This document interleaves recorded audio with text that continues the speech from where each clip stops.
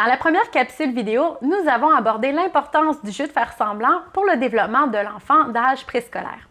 Dans cette deuxième capsule vidéo, je vous expliquerai d'abord l'évolution du jeu de faire semblant vers sa forme mature. Puis, il sera question des rôles et de la posture que peut prendre l'adulte pour intervenir auprès des enfants qui jouent afin de soutenir leurs compétences ludiques et leurs apprentissages.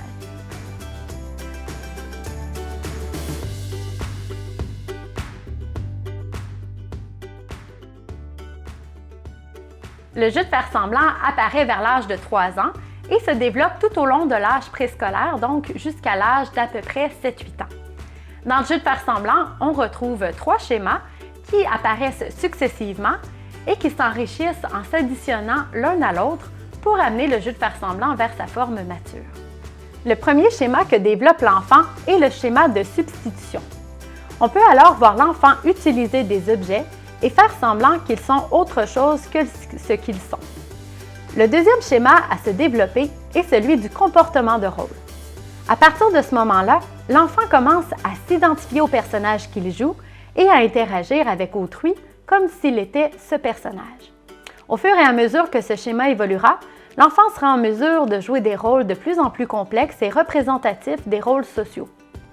Le troisième schéma que l'enfant acquiert est celui du scénario commun. Dans le jeu, l'enfant planifiera les actions. Au début, la planification se fera en temps réel au fur et à mesure que le jeu progresse. Puis, comme ce schéma évolue, les enfants planifieront en amont de leur jeu jusqu'à ce que la planification du jeu occupe même plus de temps que sa réalisation.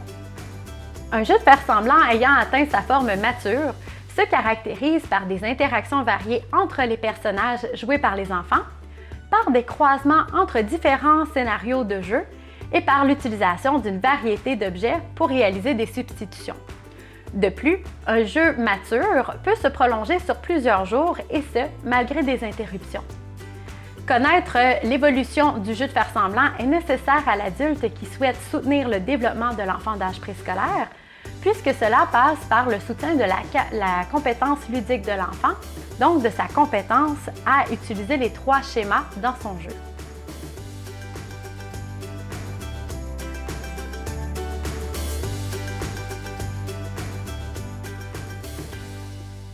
L'adulte peut intervenir dans une posture extérieure au jeu de l'enfant en conservant son statut d'éducateur ou d'enseignant.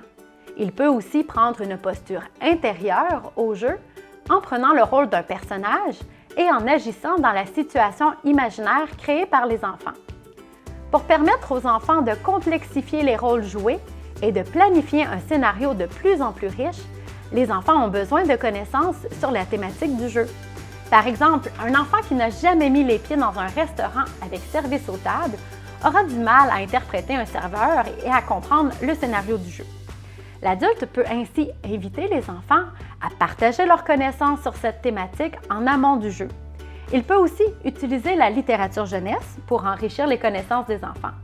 Il est aussi possible d'aider les enfants à planifier le scénario du jeu en réalisant avec eux une ligne du temps.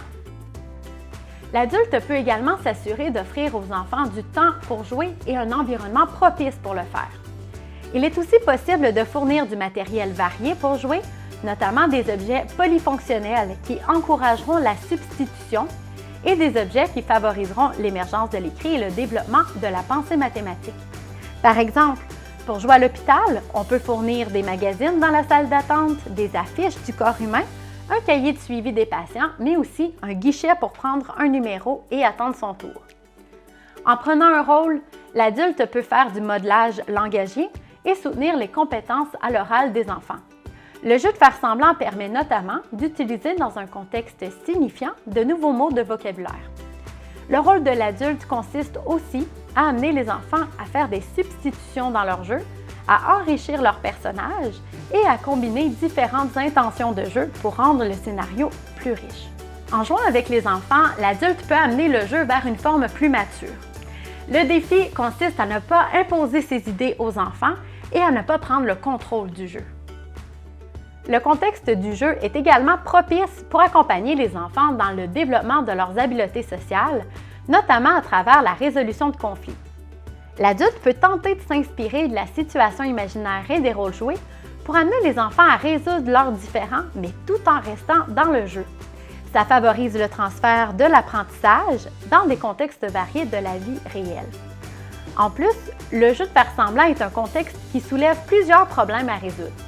L'adulte peut demeurer à l'affût des problèmes qui surviennent dans le jeu pour collaborer avec les enfants à leur résolution. L'adulte peut aussi en profiter, notamment de sa posture à l'intérieur du jeu, pour orienter le scénario vers une situation problème à résoudre. Par exemple, tout en jouant le rôle d'un pirate, l'enseignante pourrait suggérer aux joueurs de répartir les pierres précieuses d'un trésor entre les pirates pour amener finalement les enfants vers une résolution de problèmes en mathématiques.